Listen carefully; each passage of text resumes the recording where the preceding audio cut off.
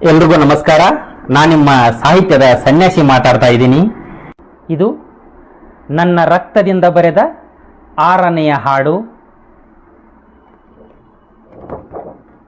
ಯಾಕೆ ಈ ಒಂದು ಹಾಡನ್ನ ನಾನು ರಕ್ತದಿಂದ ಬರೆದಿದ್ದೀನಿ ಅಂದ್ರೆ, ಜಗತ್ತಿನ ಇತಿಹಾಸದಲ್ಲಿ ತಾನು ಬರೆದಂತಹ ಮೊಟ್ಟ ಮೊದಲ ಕೃತಿಯನ್ನ ರಕ್ತದಿಂದಲೇ ಬರೆದಿರತಕ್ಕಂತಹ ಕವಿ ಅಥವಾ ಸಾಹಿತಿ ಯಾರು ಅಂತ ಕೇಳಿದ್ರೆ ಅದು ಕರ್ನಾಟಕದವರೇ, ಅದು ಕನ್ನಡಿಗರೇ ಅನ್ನಬೇಕು ಅನ್ನೋ ಒಂದು ಉದ್ದೇಶದಿಂದ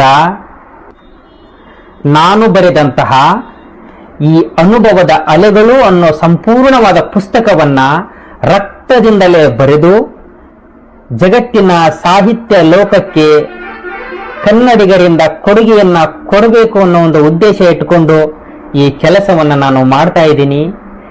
ಇದಕ್ಕೆ ಸಂಪೂರ್ಣವಾದ ಬೆಂಬಲ